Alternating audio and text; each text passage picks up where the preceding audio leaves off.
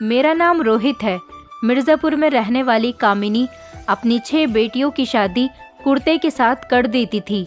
ये एक हैरान कर देने वाली कहानी है, जिसके 3 महीने बाद ही वो लड़कियां प्रेग्नेंट हो जाती हैं, लेकिन समझ नहीं आता कि वो जन्म किस चीज़ को देती हैं।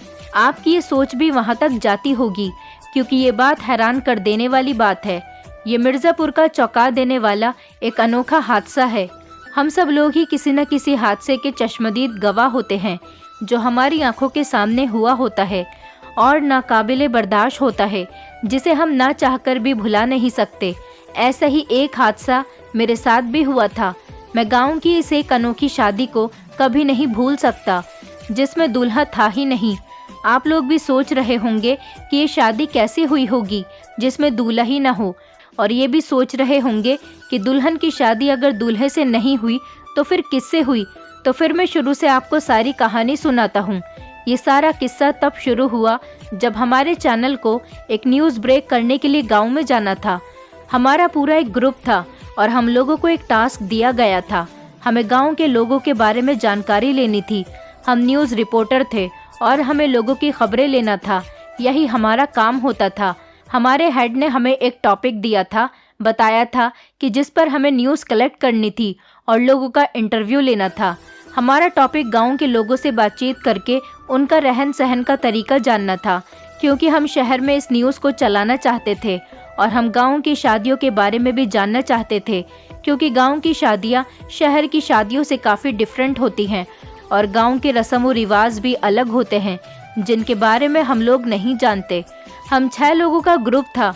हम 6 लोग गांव जाने के लिए तैयारी कर रहे थे और इसी टॉपिक पर बातें भी कर रहे थे कि हम यहाँ से सारा डेटा इकट्ठा करेंगे।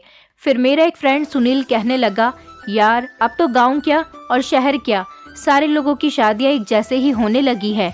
सब जगह एक जैसे ही रस्म व रिवाज हैं। हम गांव के लोगों के रहन सहन के तरीके के बारे में तो जान सकते हैं, लेकिन शादियों के बारे में कैसे रिसर्च करेंगे।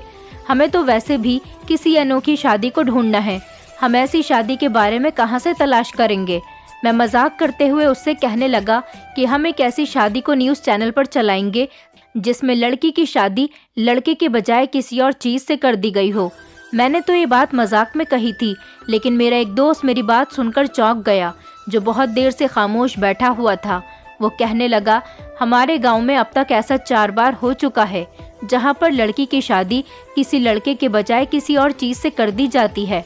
हम सारे दोस्त उसकी मजाक बनाने लगे और कहने लगे, ऐसा कैसे हो सकता है, क्या ऐसा भी होता है।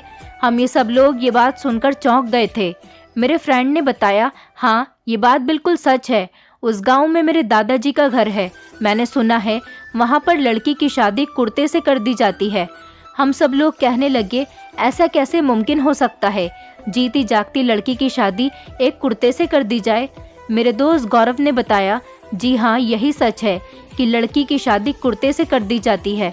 मैंने भी बड़े इंटरेस्ट के साथ पूछा, ये सब कैसे मुमकिन हुआ, हमें सारी बात डिटेल के साथ बताओ। तो गौरव ने अपने गांव की इंटरेस्टिंग कहानी सुनाना शुरू किया।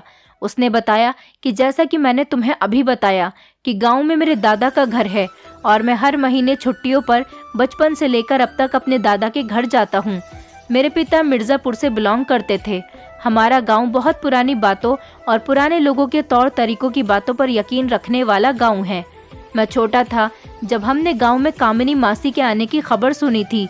वो एक नया परिवार था जो हमारे गांव में आया था और उसके पति का नाम रमेश था। रमेश जी और कामिनी मासी ये आपस में पति पत्नी थे। वो लोग अच्छे खासे खाते पीते थे और उनकी 6 बेटियां थीं। उनकी चौथे नंबर वाली बेटी लगभग 22 साल की है, लेकिन बचपन में वो अक्सर अपनी बहनों के साथ मिलकर खेतों में आकर हमारे साथ खेला करती थी। कुछ टाइम गुजरा तो उनके घर पर परेशानियों के पहाड़ टूट पड़े थे। कामिनी मासी का पति टाइफाइड हो जाने की वजह से बुरी तरह से बीमार हो गया था और उसी बीमारी की वजह से वो मर गया। वो 6 बहनें बेचारी अनाथ हो गईं। उनका कोई भाई भी नहीं था। उसके बाद कामिनी मासी ने अपनी बेटियों का घर से निकलना भी बंद कर दिया और उनका स्कूल जाना भी छुड़वा दिया। आस पड़ोस के लोगों ने जब इस बात का विरोध किया तो उन्होंने कहा कि अब मैं अपनी बेटियों की रखवाली नहीं कर सकती, इसलिए मैंने उनको घर में ही रहने दिया है। कामिनी मासी ने गांव की औरतों के लिए अपने घर में एक छोटी सी दुकान बना ली थी, जहां पर वो औरतों का आयुर्वेदिक दवाओं से इलाज करने लगी थी और हमेशा उनके इलाज से औरत ठीक हो जाती थी। इसलिए गांव की हर औरत अपनी मामूली से मामूली परेशानी लेकर भी उनके पास जाती थी। इसलिए बहुत सारी औरतें उनके पास आती थीं। गौरव यहाँ तक की बात सुनाकर खामोश हो गया था, लेकिन फिर मेरे दूसरे फ्रेंड ने उसे रोक दिया और कहा कि यार तुम तो हमें अनोखी शादी के बारे में बताओ जिसमें लड़की की शादी एक कुर्ते के साथ की गई है। मेरा फ्रेंड गौरव जो कहानी सुना रहा था वो कहने लगा कि हाँ, इसी तरफ तो आ रहा हूँ, अभी तुम लोग थोड़ा सब्र रखो। गौरव ने कहा कि हाँ, तो मैं ये बता रहा था कि कामिनी मासी हमारे गांव की एक ऐसी औरत बन गई थी जो दूसरी औरतों का आयुर्वेदिक इलाज किया करती थी। हैरत की बात ये थी कि जब तक उसका पति जिंदा था तब तक किसी को भी इस बात की भनक भी नहीं थी कि ये लोगों का इलाज भी करती है, कि उनके पास ऐसी दवाएं हैं जिससे लोगों को फर्क हो जाता है। पति के मरने की देर थी कि उनकी सारी खूबियां लोगों के सामने खुलकर आने लगी थीं। हमारे गांव के लोगों के इरादे बहुत कमज़ोर हैं, इसलिए जल्दी उन्होंने कामिनी मासी को ही अपना सब कुछ मान लिया था। यहाँ तक बात रहती तो ठीक थी, मगर एक दिन कामिनी मासी ने एक अजीब बात कर दी। ऐसा फैसला किया कि जिसे सुनकर लोग दंग रह गए थे। कामिनी मासी ने अपनी बड़ी बेटी की शादी किसी इंसान से फिक्स करने के बजाय किसी ऐसे कुर्ते से कर दी जो सफ़ेद रंग के लट्ठे के कपड़े का कुर्ता था।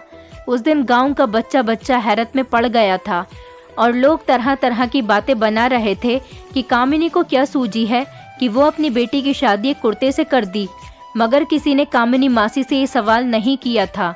कामिनी मासी ने सारे गांव के सामने कहा कि मैं तुम सबके सामने अपनी बेटी की शादी कुर्ते के साथ कर रही हूँ।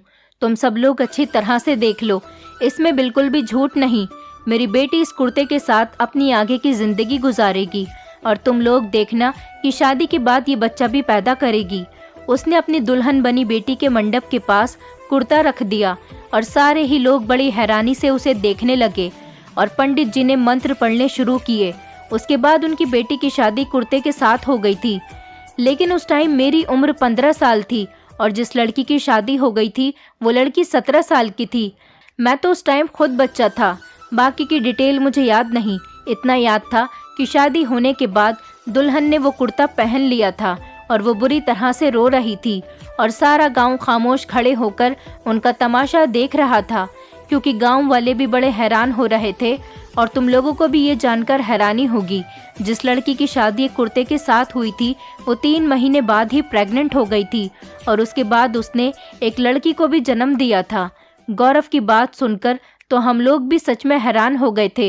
ये कैसे हो सकता है कि एक लड़की की शादी एक कुर्ते से कर दी और उसके बच्चे को भी जन्म दिया।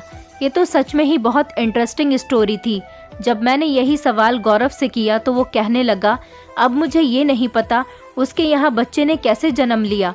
उसके बाद कामिनी मासी की दूसरी बेटी की शादी भी पूरे 2 साल बाद फिक्स कर दी और दूसरी के बाद तीसरी, और एक एक करके सारी बेटियों की शादी कुर्ते के साथ ही हो जाने के बाद उनकी बेटियां प्रेग्नेंट हो जाती थीं। लेकिन अभी उनकी 2 बेटियां कुंवारी बची हैं। सारे गांव में कामिनी मासी की खूब तारीफ हो रही थी। सारे गांव के लोग उनके फैन हो गए थे। गौरव के मुंह से ये कहानी सुनकर मैंने एक बार फिर गौरव से पूछा, मतलब तुम्हारे गांव में ये अजीबोगरीब शादी होने वाला हादसा सच्चा ही है ना? झूठ तो नहीं है? कहीं तुम हमें बेवकूफ़ तो नहीं बना रहे ना? ये ना हो कि हम इस केस पर काम करें और बाद में पता चले कि ये सब कुछ झूठ था। ये सब सुनकर गौरव कहने लगा, अरे तुम लोग पागल हो गए हो क्या? मैं तुम लोगों से झूठ क्यों बोलूँगा? आखिर ये हमारा काम है। बल्कि मैं तो चाहता हूँ कि हमें इसी काम पर फोकस करना चाहिए। हमें अपनी न्यूज़ इकट्ठी करने के लिए हमारे गांव चलना चाहिए। तुम लोग एक बार मेरे साथ चलकर देख लो। अगर तुम लोगों को यकीन नहीं आए तो हम लोग किसी और दूसरे गांव चलेंगे, वहां जाकर अपने केस पर काम करेंगे। मेरे पिताजी बता रहे थे कि कामिनी मासी फिर से अपनी छोटी बेटी की शादी कुर्ते के साथ करने जा रही हैं। मैंने कहा, तो फिर ठीक है, हम लोग गौरव के साथ ही उसके गांव जाकर अपना काम स्टार्ट करेंगे और अपनी आंखों से जाकर देख लेंगे। अगर ये न्यूज़ लोगों के सामने लाई जाएगी तो इसमें हमारा बहुत ज़्यादा फ़ायदा होगा। वैसे भी हमें गांव पर ही न्यूज़ बनानी थी, इसलिए हमारे लिए गौरव का गांव बेस्ट लग रहा था। 2 दिन के बाद ही हम लोग गौरव के गांव जाने के लिए रवाना हो गए थे। लेकिन हम 6 लोग नहीं बल्कि 4 लोग ही गए थे, क्योंकि हमारे 2 दोस्तों को एक इम्पोर्टेंट काम आ गया था। हम लोग अपना कैमरा, माइक वगैरह और सारा सामान लेकर निकल गए थे, और जो 2 लड़के रह गए थे उन्होंने कहा कि जिस दिन उस लड़की की शादी कुर्ते के साथ करवाई जा रही हो, तुम लोग हमें बता देना, हम भी वहाँ पर आ जाएंगे, क्योंकि हम भी गाँव की अनोखी शादी देखना चाहते हैं। रास्ता बहुत लंबा था और हम लोग गाड़ी में बैठे हुए थे। मैं रास्ते में सोचता हुआ जा रहा था कि ना जाने ये कैसी शादी होगी और ये कैसा टास्क हमें दिया गया है। फिलहाल हमें गांव जाने की बड़ी खुशी हो रही थी। मेरा पिता गांव का नेता था और मेरी मम्मी एक सरकारी स्कूल में नौकरी किया करती थी। मेरे एक बड़े भैया थे जो मेरे पिता के साथ उन्हीं की पार्टी में थे। मेरी एक बड़ी दीदी भी थी, उनकी शादी हो चुकी थी और वो अपने ससुराल में खुशहाल थी। और मुझसे एक छोटी बहन भी थी, वो हॉस्टल में पढ़ने के लिए गई हुई थी। मेरे मम्मी पापा को ये बात पता थी कि मैं न्यूज़ ब्रेक करने के लिए गांव जा रहा हूँ। गाड़ी से उतरकर हम लोग पैदल गांव के अंदर जाने लगे, क्योंकि वहाँ का रास्ता बहुत ख़राब था, इसलिए गाड़ी अंदर तक नहीं जा सकती थी। रास्ते में एक जगह पर रुककर हम लोग खूबसूरत खूबसूरत चीज़ों के फ़ोटो खींचने लगे। वहाँ पर बड़े बड़े बाग थे, हम लोग बाग में बैठकर फ़ोटो खिंचवा रहे थे।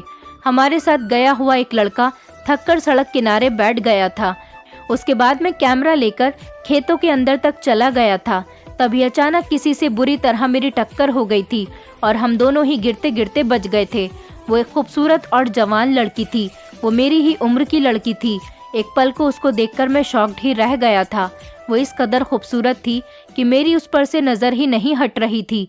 हमारे शहर में एक से बढ़कर एक खूबसूरत लड़कियां थीं, लेकिन उनकी खूबसूरती उनके मेकअप की वजह से होती थी। लेकिन ये लड़की तो असल में ही खूबसूरत थी। मैंने होश में आकर उससे पूछा कि तुम कौन हो। वो मेरे इस सवाल पर बुरी तरह से घबरा गई और खड़े होकर कहने लगी, मेरा नाम शिवानी है। वो ये बात कहकर वहाँ से भाग गई। मैं भी अपने टीम के पास आ गया था और थोड़ी ही देर में हम गौरव के गाँव उसके दादा के घर पर चले गए थे। वहाँ पर हमारी खूब खातिर हुई और सारे गांव में पता चल गया था कि शहर से न्यूज़ रिपोर्टर गौरव के दादा के घर ठहरने के लिए आए थे। गांव वालों ने हमारी खूब आओ भगत की। गौरव ने अपनी दादी से बातों बातों में पूछा, दादी, कामिनी मासी की छोटी बेटी की शादी कब है? तभी गौरव की दादी कहने लगी, यही 2-3 दिन के बाद है। बेटा, तुम क्यों पूछ रहे हो? गौरव उनका सवाल नज़रअंदाज करके फिर से अपनी दादी से सवाल करने लगा, दादी, क्या इस बार भी कामिनी मासी अपनी बेटी की शादी कुर्ते से ही करवाने वाली हैं, या फिर अब की बार कोई लड़का ढूंढ लिया है? तो उसकी दादी ने ठंडी सांस भरते हुए कहा, अरे नहीं बेटा, वो कहाँ किसी लड़के के साथ अपनी बेटी की शादी कर सकती है। कामिनी रिवाज को मद्देनजर रखते हुए अपनी बेटी की शादी कुर्ते के साथ ही करेगी। तो गौरव की दादी के मुंह से ये बात सुनकर मुझे पक्का यकीन आ गया था कि इस गांव में इस तरह की शादी की जा रही है। उसके बाद मैं सोचने लगा कि कब आएगा वो दिन जब कामिनी मासी अपनी बेटी की शादी कुर्ते के साथ करवाएंगी। मुझे ये शादी देखने का बड़ा शौक आ रहा था और मेरे साथ साथ हमारी टीम के सारे लड़कों को इस शादी में इंटरेस्ट आ रहा था। रात को हम सब लोग सारे गांव की रिकॉर्डिंग करने के लिए चले गए थे। उसके बाद थक हार कर जब हम लोग सोने के लिए आकर लेट गए तो मुझे सपने में ही वही खेत वाली लड़की नजर आई थी जिसका नाम शिवानी था। सुबह उठकर मैं उस लड़की के बारे में ही सोचने लगा था। एक दिन में, बल्कि पहली ही नज़र में वो लड़की मेरे दिल में उतर गई थी। मैं मन ही मन उसके बारे में सोचने लगा था और सोच सोच कर मुस्कुराने लगा था। सुबह का नाश्ता करने के बाद हम लोग अपने काम के लिए निकल गए थे। मुझे फोटोग्राफी करने का वैसे भी बहुत शौक था, इसलिए जो लड़का कैमरामैन था, मैंने उसके हाथ से कैमरा अपने हाथ में ले लिया था और मैं वहाँ के नेचर के फ़ोटो ले रहा था। फ़ोटो खींचते हुए टाइम पर आम के बाग में वो लड़की मुझे फिर से नज़र आ गई थी। वहाँ पर सिर्फ वही लड़की नहीं, उसके साथ 2-3 और लड़कियाँ भी मौजूद थीं। वो शायद सब उसकी फ्रेंड्स थीं। मैं भी उसे देखकर मुस्कुरा दिया था और अपनी टीम के साथ आगे बढ़ गया था। गांव के लोग आज भी बड़े सीधे सीधे और अनपढ़ और सादे लोग थे। मेरा दोस्त गौरव के पिता पहले इंसान थे जो शहर में अपनी फैमिली के साथ रह रहे थे। वो इस गांव का पोता था, इसीलिए सारे गांव वाले उसे रोक रोक कर शहर के हालचाल के बारे में पूछ रहे थे। हम यहाँ पर अपने दोस्त के दादाजी के घर ही ठहरे हुए थे। गौरव के दादाजी का घर बहुत बड़ा था और हम उनकी हवेली में ही बैठे हुए थे। गौरव के दादाजी गांव के सरपंच लगते थे। सब लोग शाम के टाइम बैठे हुए चाय पी रहे थे, पर चाय पीने के बाद बाहर निकल आया था। मुझे वो लड़की देखनी थी जिससे शायद मैं मोहब्बत कर बैठा था। वो अपनी फ्रेंड्स के साथ बिल्कुल मेरे पास से गुजरी थी। उसकी एक फ्रेंड रुककर कहने लगी, अरे वो देखो, शहर के लोग आए हुए हैं। लेकिन मुझे उनकी आवाज़ ही नहीं आ रही थी। मैं तो बस उस लड़की को घूर घूर कर देख रहा था जिसका नाम शिवानी था। तभी उस लड़की के दोस्त ने कहा, अरे साहब, हमारी शिवानी को नज़र मत लगा देना, इतने घूर घूर कर मत देखो। ये सुनकर बाकी सारी लड़कियां हंसने लगी थीं। मैं शर्मिंदा होकर अपने दोस्त के घर आ गया था। उसके बाद हम लोग अपनी टीम के साथ चले गए। हमारे साथ गौरव के चाचा भी गए थे। वो हमें अपने साथ ले जाकर गांव दिखा रहे थे। गौरव एक छोटे से घर के सामने रुकता हुआ कहने लगा, ये घर कामिनी मासी की 2 बेटियों में से एक का घर है, जिनकी शादी कुर्ते के साथ की जा चुकी है, और कामिनी मासी की इस बेटी का एक बच्चा भी है। हमने उनकी बेटियों को कभी घर से बाहर आते जाते नहीं देखा। एक बेटी का घर तो ये है और बाकियों के घर आगे की 2 गलियों में है। मैंने कहा, मुझे लगता है कि हमें कुछ और का इंटरव्यू लेना चाहिए, ये हमारे चैनल के लिए ज़्यादा बेस्ट रहेगा। गौरव के चाचा कहने लगे कि नहीं नहीं, किसी ने देख लिया तो बहुत बड़ी परेशानी हो जाएगी। मैंने कहा, आप तो सरपंच जी के बेटे हैं, इस गांव में आपको कोई नहीं रोक सकता, तो फिर आप क्यों डर रहे हो? और वैसे भी हम कोई गलत काम थोड़ी ना कर रहे हैं, हम लोग तो यहाँ पर अपने काम के लिए ही आए हैं। तभी हमारी टीम के एक लड़के ने कहा कि एक काम करते हैं, इस लड़की से बात करते हैं जो घर में रहती है। तो तब भी गौरव के चाचा कहने लगे, नहीं, ये गलत है, हमारे गांव में ऐसे किसी औरत के घर किसी मर्द को नहीं पसंद किया जाता। गौरव अपने चाचा से कहने लगा, नहीं चाचा जी, हम उस लड़की से बात करना चाहते हैं ताकि हम उसकी माँ की बात उससे पता कर सके। गौरव के चाचा मान गए थे। मैंने कहा, आप सब लोग जाइए, मैं और गौरव उनसे बात करके आते हैं, ऐसे ज्यादा किसी को शक भी नहीं होगा। वो लोग मेरी बात मान गए थे और वहाँ से चले गए थे। मैं और गौरव बचे थे। मैंने गौरव से कहा, तुम यहीं दरवाजे पर ही रुको, कोई बात हो तो मुझे फ़ोन कर देना, मैं समझ जाऊंगा। मैं इस लड़की से इसीलिए बात करना चाहता था क्योंकि मुझे वो लड़की अपनी माँ के बारे में अच्छे तरीके से इन्फॉर्मेशन दे सकती थी। मुझे इस शादी के बारे में एक एक बात जाननी थी कि इस शादी के क्या रिएक्शन है, शादी के बाद उसे कैसा फील हुआ, उसकी शादी कैसे हुई, वगैरह वगैरह। मैंने दरवाजे पर दस्तक दी तो एक 4 साल के बच्चे ने दरवाज़ा खोला। मैं गौरव को इशारा करके अंदर चला गया था। सामने ही एक औरत बैठी हुई थी जो लगभग 28 साल की लग रही थी। मुझे अंदर आता हुआ देखकर वो बुरी तरह से घबरा गई थी। इससे पहले वो शोर मचाती, मैंने कहा, मैं आपको नुकसान पहुंचाने नहीं आया हूं, बल्कि मैं तो इस कुर्ते की। उसने मेरी अधूरी बात का न जाने क्या मतलब समझा था। तभी वो गुस्से में आकर जोर जोर से चिल्लाने लगी और कहने लगी, तुम्हें हमारी माँ कामिनी ने भेजा है ना, उन्हें जाकर कह दो कि मैं तैयार हूँ, वो जैसा कहेंगी मैं वैसा ही कर लूँगी। न जाने वो ये क्या बात कर रही थी, मेरी तो कुछ भी समझ में नहीं आ रहा था, मगर उसने मेरी कोई बात नहीं सुनी। मैंने उसे बहुत समझाने की कोशिश की, उसने मुझे मेरी बात सुने बिना ही घर से निकाल दिया।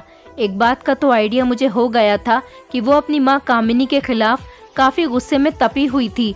मैंने तब उसकी बाकी की बहनों से मिलकर हालात के बारे में जानने की कोशिश की, तो वहाँ से भी मुझे मायूसी का सामना ही करना पड़ा था। उसकी बहनों ने भी हमें कुछ नहीं बताया था, वो भी हमें कुछ बताने के लिए तैयार ही नहीं थी। हम अपनी न्यूज़ को सारी इन्फॉर्मेशन के बिना चैनल पर नहीं चला सकते थे, क्योंकि हमारा चैनल सारी सच्ची कहानी और सारी सच्ची न्यूज़ ही अपने चैनल पर चलाता था। इसी चीज़ से हमारा चैनल फेमस था। हम अपने चैनल पर किसी तरह की झूठी कहानी लोगों को दिखाना नहीं चाहते थे। 3 दिन तक लगातार कोशिश करने के बाद हमारे हाथ सिर्फ नाकामी ही लगी थी। हम लोगों ने वहाँ से तौर तरीके और वहाँ की चीज़ों के बारे में अच्छे तरीके से जानकारी ले ली थी, लेकिन हम इस कुर्ते वाली शादी और कामिनी मासी के बारे में कुछ नहीं जान सके थे। मेरा दिल किया कि मैं अपना सामान पैक करूं और अपने घर चला जाऊं। साथ ही साथ मेरी टीम के लड़कों का भी यही हाल था और शायद हम ऐसा कर भी लेते, मगर मुझे यहाँ पर रुकने का बहाना मिल गया था, जो कि शिवानी की सूरत में था। शिवानी को भी शायद मैं पसंद आ गया था।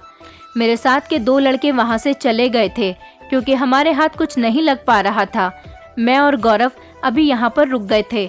मैं इसलिए भी रुक गया था क्योंकि मुझे शिवानी से बात करनी थी। मैं जहाँ पर भी जाता था, शिवानी अपने फ्रेंड्स के साथ वहाँ पर पहुँच जाती थी। उसके फ्रेंड्स भी अक्सर हमें आमने सामने मिलता हुआ देखकर भाग जाती थी।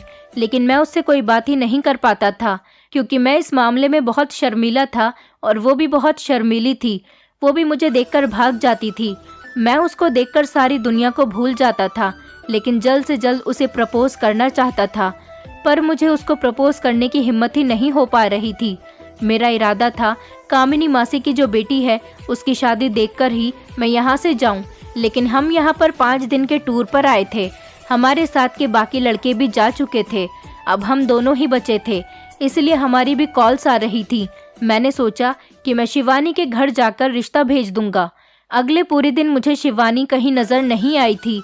मैं परेशान हो गया था, लेकिन फिर खुद को समझाने लगा कि गांव में शादी है, वो ज़रूर आएगी, तब मैं उसे अपने दिल की बात बता दूंगा। अगली सुबह जब मैं सोकर उठा तो गौरव मुझसे कहने लगा कि चलो जल्दी उठो और जल्दी से फ्रेश हो जाओ, आज हमें गांव की शादी में जाना है। ये बात सुनते ही मैं चौंक कर उठ गया था। उस शादी को देखने का मुझे बड़ा शौक हो रहा था और हम लोग इसी काम के लिए तो यहाँ पर आए थे। हमें उस शादी को अपने कैमरे में रिकॉर्ड करना था, क्योंकि कुर्ते से शादी की बात सुनकर मुझे बहुत हैरत हो रही थी कि ये कैसी शादी होगी।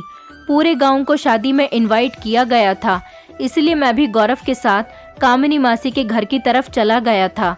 सभी लोग कह रहे थे पहले भी अपनी 4 बेटियों की शादी कर चुकी है, लेकिन जिस बेटी की वो शादी कर देती है वो बेटी अपनी दूसरी बहन की शादी पर नहीं आती। इसी तरह से अब की बार 5वीं बहन की शादी थी और बाकी की 4 बहनें भी इस शादी पर नहीं आएंगी। हम सब लोग गांव के मंदिर के बाहर पंडाल में बैठे हुए थे, क्योंकि शादी मंदिर से ही थी। यहाँ पर तकरीबन सारे लोग ही मौजूद थे। मैंने आसपास देखते हुए शिवानी को तलाश करना शुरू किया, मगर वो मुझे कहीं भी नज़र नहीं आई थी कि इतने में ही कामिनी नाम की एक औरत सबको अपनी बेटी की शादी में आने पर शुक्रिया अदा करने लगी। वो लगभग 50 साल की उम्र की औरत लग रही थी और शक्ल से काफ़ी चालाक लग रही थी। मैंने उस औरत की वीडियो बना ली थी। उस औरत ने अपनी बेटी को बाजू से पकड़कर मेहमानों के सामने शादी के मंडप में बैठा दिया। उस औरत की बेटी ने लाल रंग का लहंगा पहना हुआ था और उसके चेहरे पर घूंघट पड़ा हुआ था। उसका चेहरा नज़र नहीं आ रहा था। मुझे दुल्हन से कोई मतलब नहीं था, इसलिए एक बार मैं चारों तरफ शिवानी को देखने के लिए अपनी नज़र दौड़ा रहा था। वो तो मुझे कहीं नज़र नहीं आई, लेकिन उसकी एक फ्रेंड मुझे दिखाई दे गई थी। मैंने उससे इशारा करके अपने पास बुलाया। वो कहने लगी, हैरत की बात है, आप भी इस शादी में आए हुए हो। मैंने कहा, क्या मतलब है तुम्हारा? गांव की शादी में तो सारे लोग इनवाइट होते हैं। तुम ये बताओ कि तुम्हारी दोस्त शिवानी कहाँ पर है? तो वो कहने लगी कि आपको नहीं पता आज किसकी शादी में अर्थी उठ रही है। मैंने कहा, तुम कैसी उल्टी सीधी बातें कर रही हो? तो वो कहने लगी कि मैं उल्टी सीधी बातें नहीं बल्कि सच कह रही हूँ। मैंने सोचा इस जगह शायद दुल्हन किसी और को पसंद करती होगी, इसीलिए ये लड़की ऐसी बातें कर रही है। मैंने बड़े एक्साइटेड होकर उससे पूछा कि शिवानी कहाँ है, मुझे तो ये बताओ, मैं उसकी तलाश कर रहा हूँ, लेकिन वो मुझे कहीं नज़र ही नहीं आ रही। वो अजीब सी नज़रों से मुझे देखने लगी, फिर कहने लगी, अभी शादी की रस्म होने वाली है, उसको ध्यान से देखना, तुम्हें शिवानी भी नज़र आ जाएगी। मैंने अपना ध्यान कामिनी मासी की तरफ कर लिया था, जो अब अंदर से एक सफ़ेद कुर्ता लेकर आ रही थी। सच में ये एक अनोखी शादी थी, जिस पर आंखों से देखकर भी यकीन नहीं आ रहा था। पंडित जी ने अपने मंत्र पढ़ने शुरू कर दिए, लेकिन साथ ही साथ कामिनी मासी ने भी न जाने क्या पढ़ना शुरू कर दिया। वो भी मंडप में ही बैठ गई थी और अपने मुंह ही मुंह में कुछ पढ़ रही थी, और फिर एक फूंक कुर्ते की तरफ मारी और एक फूंक लड़की की तरफ मारी।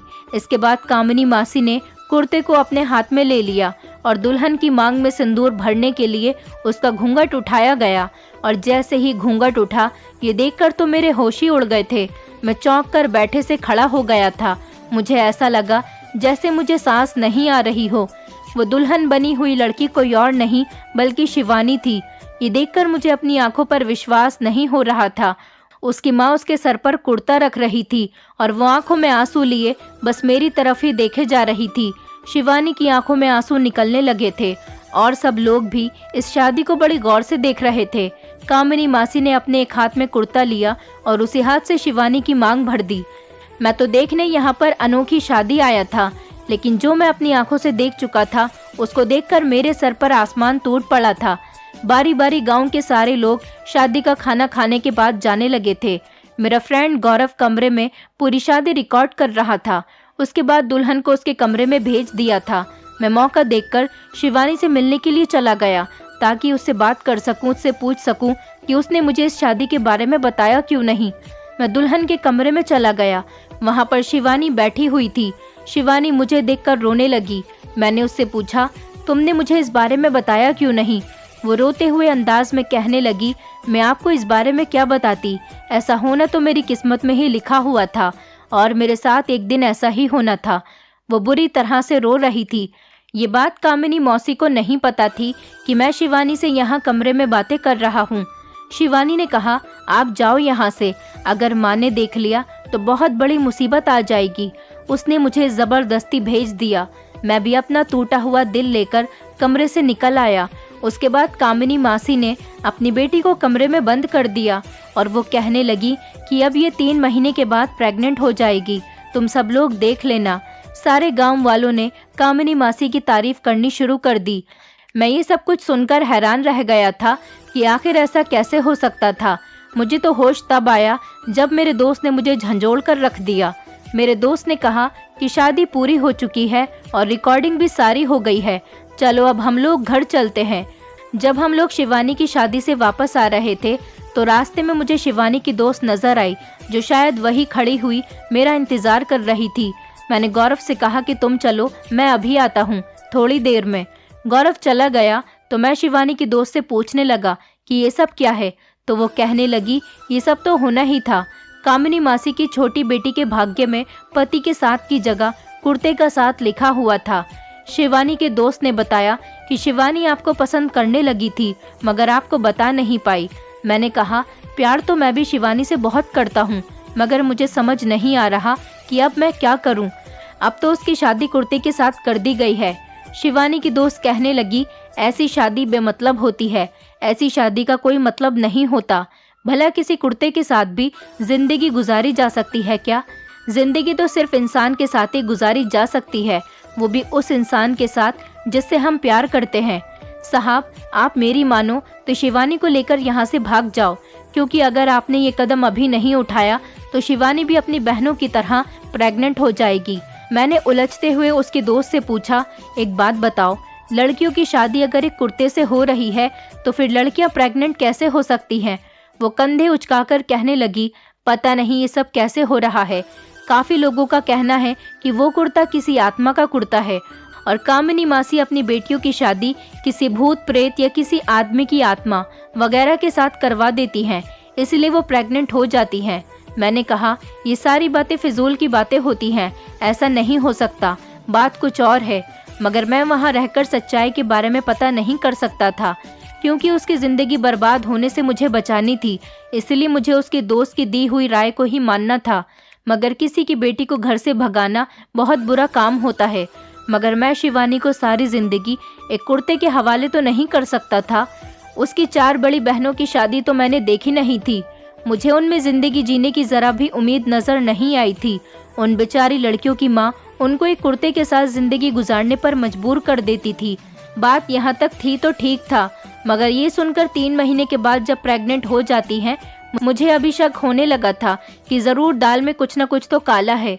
पहले तो मेरा दिल चाहा कि मैं शिवानी के सहारे सच जानने की कोशिश कर सकता हूँ, मगर फिर सोचा मुझे रिस्क लेना नहीं चाहिए। मैंने शिवानी की फ्रेंड को कह दिया कि वो शिवानी को रात के 12 बजे के बाद गांव के बस स्टैंड पर लेकर आ जाए। अब मुझे अफसोस हो रहा था कि मैं अपने जाने वाले साथियों से अगर कार ले लेता तो आज शिवानी को कार में बैठाकर यहाँ से ले जा सकता था। कार तो मेरी टीम के लड़के लेकर जा चुके थे, लेकिन अब मुझे सारा रास्ता पैदल ही जाना पड़ेगा। मैंने सोचा कि मैं इस बारे में गौरव को बता देता हूँ, मगर ये सोचकर मैं रुक गया था कि कहीं उसे बुरा न लग जाए कि मैं उसके गाँव की लड़की को भगाकर ले जा रहा हूँ। मैंने शाम के 6 बजे अपने फ्रेंड से कहा कि अब मैं चलता हूँ, जितना भी हमारे पास रिकॉर्ड हुआ हम वही सभी ले जाकर हेड को दिखा देंगे। मैं जा रहा हूँ, तुम बाद में आ जाना। यहाँ पर आकर बहुत अच्छा लगा और तुम्हारे दादा दादी, चाचा चाची, घर के सभी लोग बहुत अच्छे हैं। मैं आम के बाग में जाकर छुप गया था। रात के 12:30 बजे तक मुझे वहीं पर छुपे रहना था ताकि मुझे कोई देख न ले। रात के ठीक 12:30 बजे मैंने देखा कि शिवानी की सहेली शिवानी को लेकर मेरे पास आ गई थी। मैंने उसका बहुत शुक्रिया अदा किया और अपनी मोहब्बत को अपने साथ लेकर मैं पैदल बस स्टैंड तक आ गया था। अभी हम गांव से थोड़ा दूर ही आए थे कि अचानक एक अधेड़ उम्र का आदमी हाथ में मोबाइल की टॉर्च लेकर न जाने कहां से आ गया था। हमारे चेहरे पर उसने जब रोशनी डाली तो वो हम दोनों को देखते ही जोर जोर से चिल्लाने लगा। कहने लगा, देखो कामिनी की बेटी शहर के साहब के साथ भाग रही है, जल्दी आओ जल्दी आओ। मैं और शिवानी ये सुनकर घबरा गए थे और जल्दी से उसे एक तरफ धक्का देकर भागने लगे। वो आदमी अभी तक जोर जोर से चिल्ला रहा था। हम दोनों बहुत तेजी के साथ भागने लगे। हमारे पीछे अब काफी लोग इकट्ठे होकर पीछे पीछे भाग रहे थे।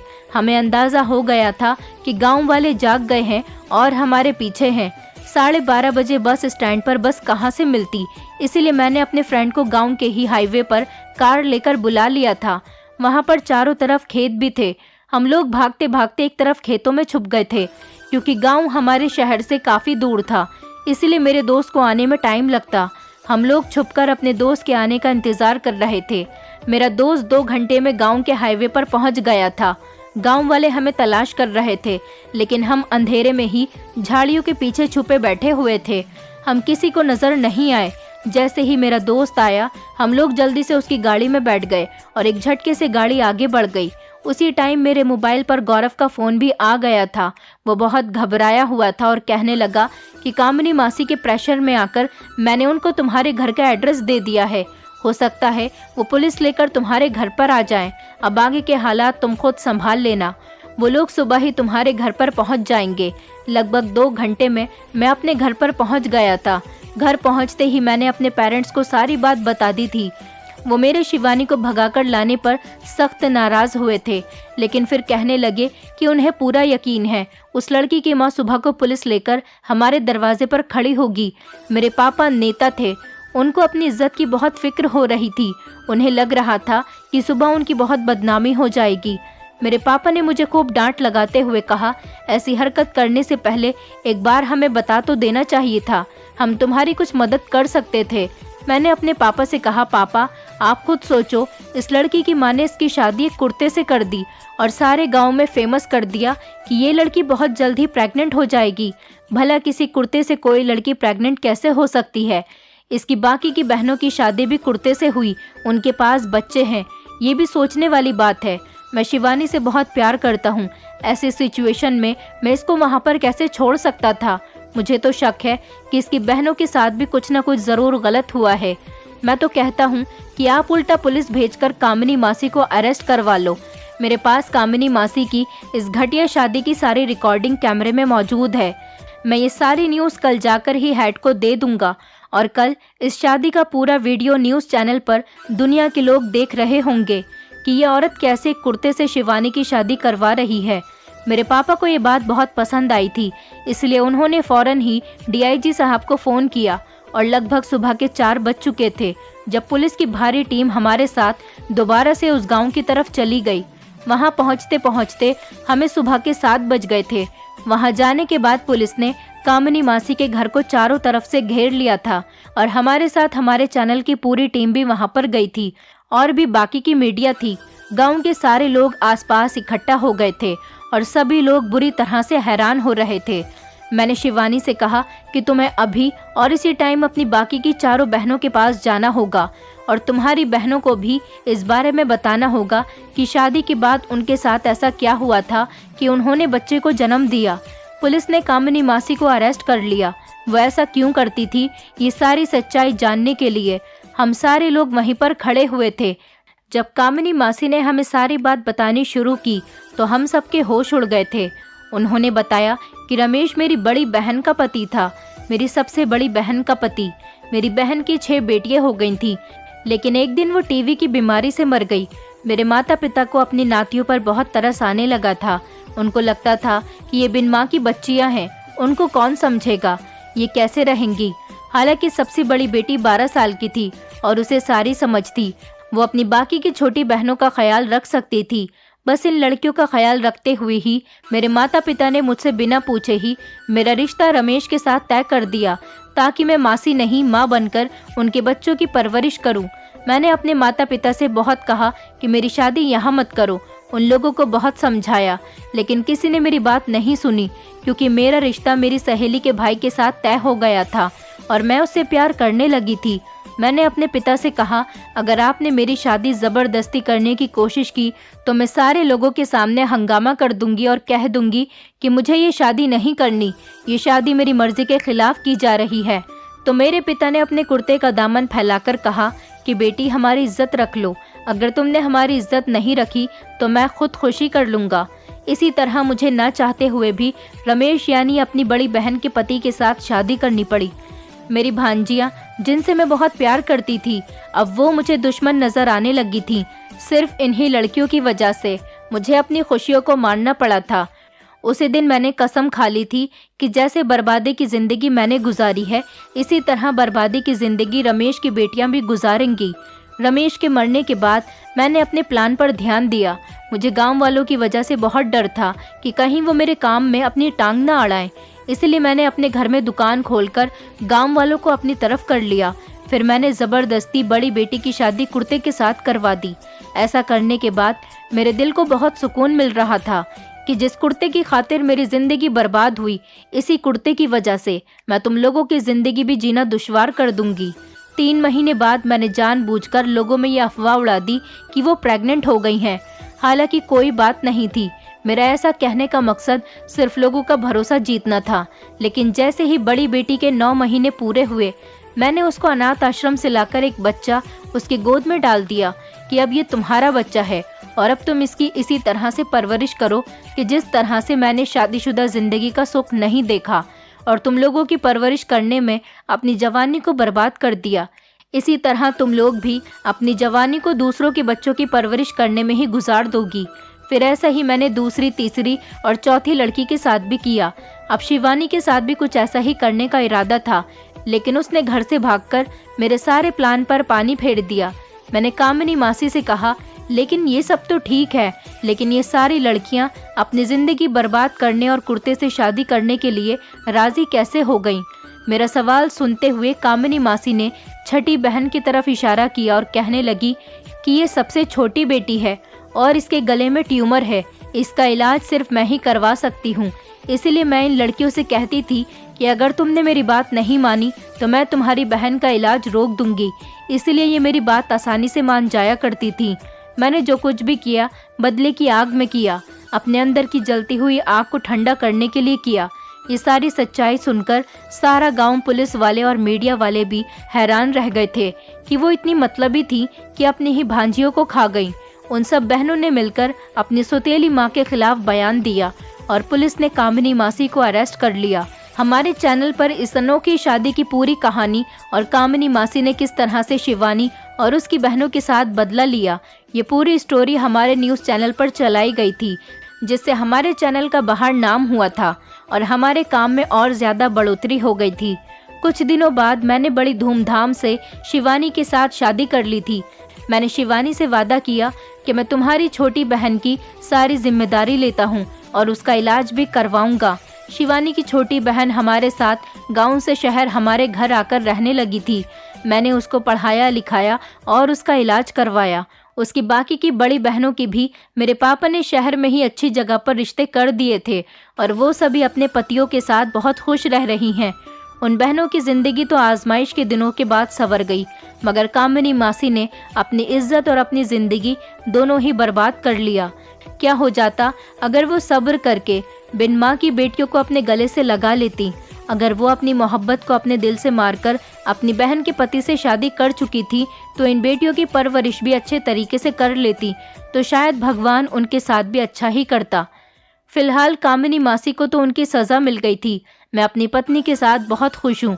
शिवानी बहुत अच्छी लड़की है जिसने मेरे घर में आकर खुशियाँ ही खुशियाँ बिखेर दी हैं। दोस्तों, उम्मीद करती हूँ आपको हमारी कहानी पसंद आई होगी।